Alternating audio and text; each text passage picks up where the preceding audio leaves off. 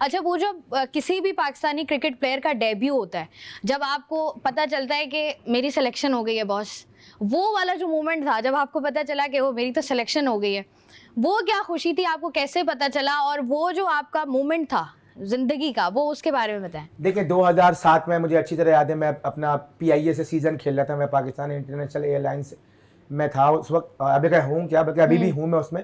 तो 2007 की बात है, तो हमारा ये प्रेसिडेंट ट्रॉफी चल रही थी और मैं PIA की नुमाइंदगी कर रहा था। तो उस वक्त पाकिस्तान टीम जो है वो इंडिया में मौजूद थी और हमारी वनडे सीरीज चल रही थी।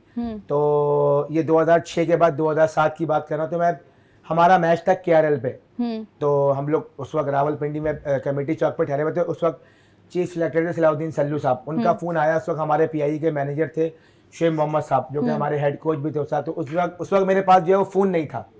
जब 2007 की बात, तो उनके पास उनका फ़ोन आया कि यार सरफराज का नाम आ गया, तो इसको फ़ौरन जो है ना वो लाहौर भेज दो, क्योंकि इसके किट का साइज़, इसका किट बनेगी और इसने अर्जेंटली जो है वो इंडिया पहुँचना है। तो ये तो 2007 की बात है, आई थिंक नवंबर का महीना था, और पहली या दूसरी नवंबर को मैं लाहौर पहुंचा हूं, और 2 दिन के अंदर मेरा पासपोर्ट जो है वो इस्लामाबाद गया, इस्लामाबाद से जो है वो वापस आया। मैं फ़्लाइट लेके कराची गया हूँ, और फिर कराची से मेरी फ़्लाइट थी दिल्ली की, और मैं सीधा जो है, तो आई थिंक वो जो खुशी मिली थी पहली बार जब उनका फ़ोन आया कि आपका नाम आ गया, तो अभी सब घर वालों को बताया। उससे पहले आई थिंक वो एक ऐसी खुशी होती है जो कि हर क्रिकेटर की ख्वाहिश होती है कि पाकिस्तान को रिप्रेजेंट करें। मतलब पहला डेब्यू आपका, और वो भी दिल्ली में, मेरा मतलब ये दूसरी बड़ी खुशी दिल्ली होती पहुंचा, है। मैं इंडिया में मेरा डेब्यू हुआ था, और जयपुर में मेरा पहला मेरा वनडे था, वो मैंने खेला था इंडिया के अगेंस्ट। तो वो मतलब वही ना, पहला डेब्यू और वो भी इंडिया में। अच्छा, आप जिस तरीके से आपने बात की ना कि पहले आसान था, मुश्किल हो गया, फिर माशाल्लाह से जिस तरीके से आप, नहीं, मैं कह रहा हूँ अब आसान है, पहले बहुत मुश्किल था, क्योंकि अब आप देखें सोशल मीडिया इतना आ गया है,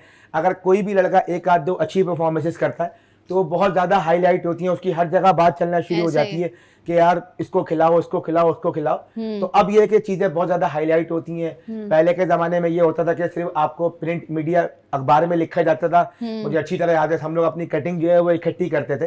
तो अब ये कि सोशल मीडिया बहुत ज़्यादा हो गया है, इलेक्ट्रॉनिक मीडिया बहुत ज़्यादा हो गया है, तो जो भी लड़का परफॉर्मेंसेस करता है वो फौरन हाईलाइट होती है। ऐसा ही। अच्छा, जैसे आपने बात की ना कि पहले प्रिंट मीडिया का दौर था, जब 2017 की चैंपियंस ट्रॉफी आपने जीती, और आपने बताया कि जब आप घर पहुंचे, क्योंकि अब चूंकि हर इंसान के पास मोबाइल फ़ोन है, डिफरेंट वीडियोस बन जाती हैं, और अभी भी जब हम कोई भी ऐसी सीरीज़ देखते हैं या कोई भी ऐसी मैच विनिंग परफॉर्मेंस देखते हैं, जब भी हम किसी भी सोशल मीडिया प्लेटफॉर्म पर चले जाएं, पीछे कोई ऐसा गाना लगा दिया जाता है, तो आज भी गूज़बम्स आते हैं कि यार वाह यार, हमने ये भी किया था। तो आप वो मिस नहीं करते कि अच्छा यार 2017 में भी अगर होता मोबाइल फ़ोन तो आज मेरे पास भी बहुत सारी वीडियोस होती? नहीं देखिए, उस वक्त भी मोबाइल आ गया था बिल्कुल, और वो सारी क्लिप्स वगैरह जो हैं वो आज भी जब भी आती हैं, 18 जून आता है या 20 जून आता है, क्योंकि 18 जून को हम वो मैच फाइनल जीते थे, और 20 जून को हम सब जो है वो पाकिस्तान वापस आए थे। तो आज भी जब वो वीडियोज़ आती हैं तो बहुत ज़्यादा गूज़बम्प होता है, और एक प्राउड सा फील होता है। अल्लाह ताला का शुक्र अदा करते हैं कि अल्लाह ताला ने हमारी ज़िंदगी में वो मोमेंट दिए जिसके हमने अपनी ज़िंदगी में कभी नहीं सोचा था। और हर क्रिकेटर की ये ख्वाहिश होती है कि अपने क्रिकेटिंग करियर में ऐसी अचीवमेंट हो जो कि आपको हमेशा ज़िंदगी भर याद रखी जाए। तो आई थिंक हम सब अल्लाह ताला का जितना भी शुक्र अदा करते हैं उस टीम के जितने भी लड़के हैं कि अल्लाह ताला ने हमसे वो काम करवाया, आई थिंक जिसकी हर लड़का ख्वाहिश करता है कि पाकिस्तान के लिए हमने चैंपियंस ट्रॉफी खेली और उसको जीता पाकिस्तान के लिए पहली बार। तो अल्लाह ताला का जितना भी शुक्र अदा किया जाए, कामयाब जब भी वो मोमेंट आते हैं तो बहुत ज़्यादा खुशी होती है और बहुत होता है। वाकई ऐसा होता है। जैसे मैंने देखा कि जब अगर हम 2017 की चैंपियंस ट्रॉफी की बात कर लें, जितने भी प्लेयर्स उस वक्त टीम में शामिल थे, जिनमें बाबर हो गए, शादाब हो गए, जुनैद खान हो गए, आमिर हो गए, बहुत सारे ऐसे प्लेयर्स थे जिनका या तो कमबैक था या वो नए नए आए थे।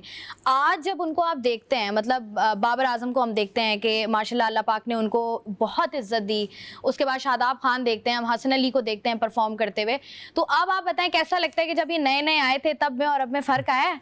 देखिए बहुत पहले तो मुझे बहुत ज़्यादा खुशी होती है और मैं अल्लाह ताला का शुक्र अदा करता हूँ कि ये वो लड़के हैं जो आज माशाल्लाह पाकिस्तान के सुपरस्टार हैं और पाकिस्तान के लिए बड़ी बड़ी परफॉर्मेंसेस दी हैं और पाकिस्तान टीम की बैकबोन है। आपने जिन जिनका नाम लिया, फ़खर जमान हो गए, बाबर आजम हो गए, हसन अली हो गए, शादाब खान हो गए, फ़हीम अशरफ हो गए, शाहीन शाह अफरीदी उसके बाद आए, और ये जो आपने नाम लिया आमिर अपना कमबैक करा था 5-6 साल के बाद, जुनैद खान का भी टीम के अंदर कमबैक था।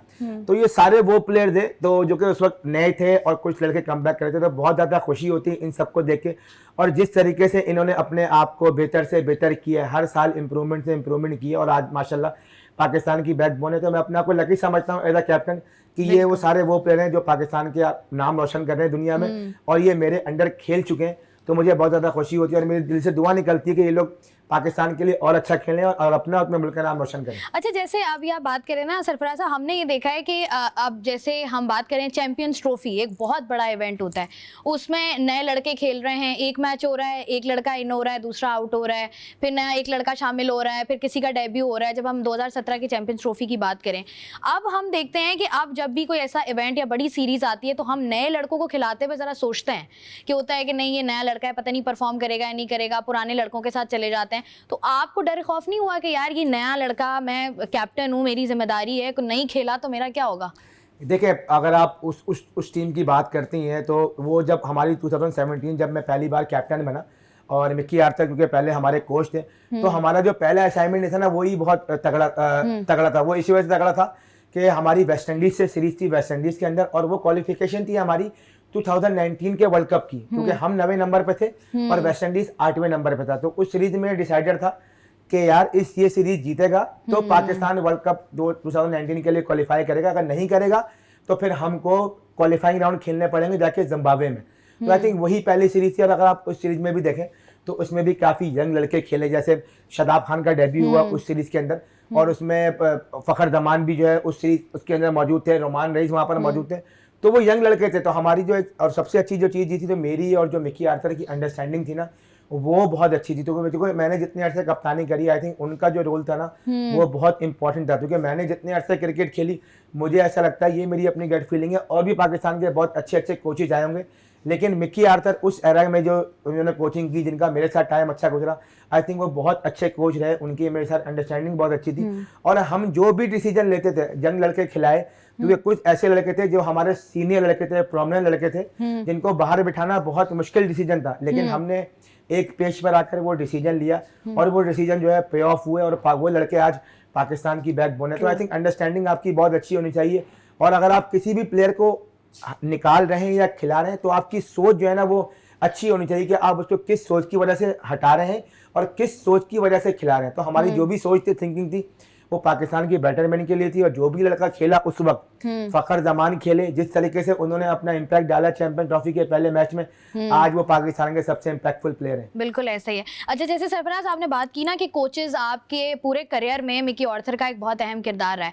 कोचेज का किरदार किस हद तक अहम होता है? अगर आपने किसी एज अ टीम अगर हम देखें, कोई भी टूर्नामेंट, बड़ा टूर्नामेंट आता है, उससे पहले प्लेयर्स को तैयार करना एक तो ये चैलेंज होता है, उसके बाद उनको मोटिवेट करना कि अच्छा चलो एक मैच हम हार गए, या अच्छा हम हमेशा यही करते हैं पॉइंट्स ऊपर नीचे, तो चलो एक हो गया कोई बात नहीं। तो कोचेस का कितना अहम किरदार होता है? देखिए, बहुत इंपॉर्टेंट होता है। अगर कैप्टन और कोच जो है ना वो एक पेज पे ना, तो आपकी बहुत सारी चीज़ें आसान हो जाती हैं।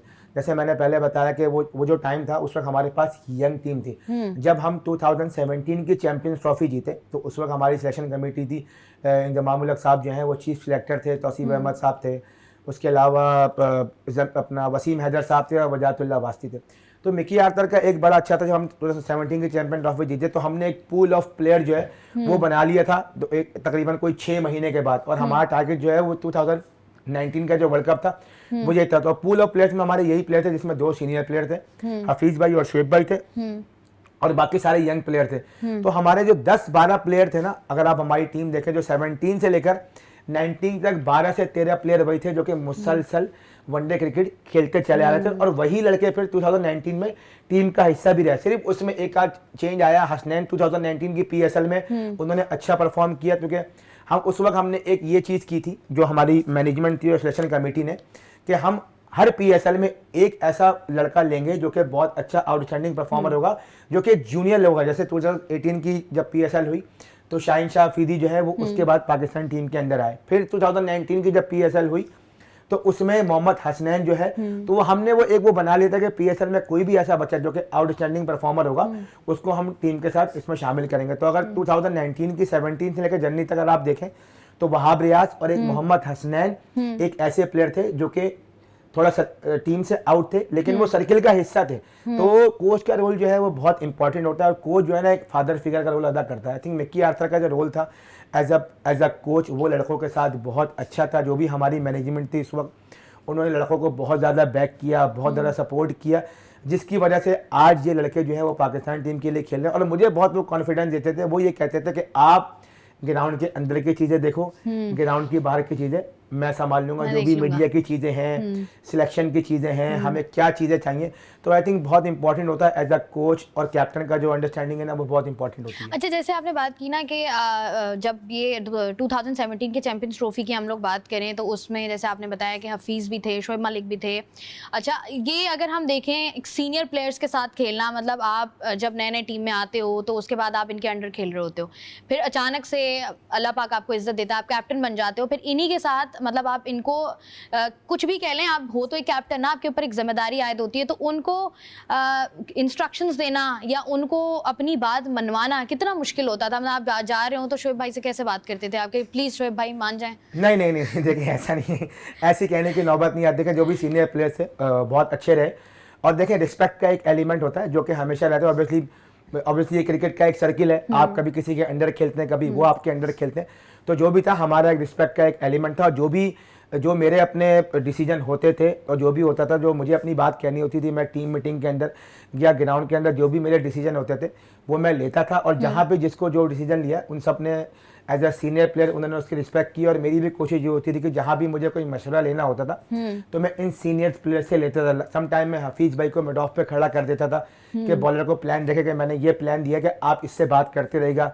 शोएब भाई से मैं बात करता, शोएब भाई जो ज़्यादातर वो लॉन्ग अपना बाउंड्री लाइन में फील्डिंग करते थे, तो वो जो हमारा मशवरा था, जो भी डिसीजन थे वो बहुत अच्छे होते थे, और हमारा बड़ा अच्छा टाइम गुजरा। 2-3 साल जितनी मैंने पाकिस्तान के लिए कैप्टनशिप की है, तो हमारा अल्लाह का शुक्र है बहुत अच्छा टाइम गुजरा, चाहे वो सीनियर प्लेयर हो चाहे वो जूनियर प्लेयर हो। अच्छा, जब आपने क्रिकेट खेली और सारी जर्नी रही उस वक्त से लेकर अब तक टिल डेट, हम अगर देखें कौन से ऐसे प्लेयर्स हैं जिनसे आपकी दोस्ती बहुत अच्छी है अभी तक?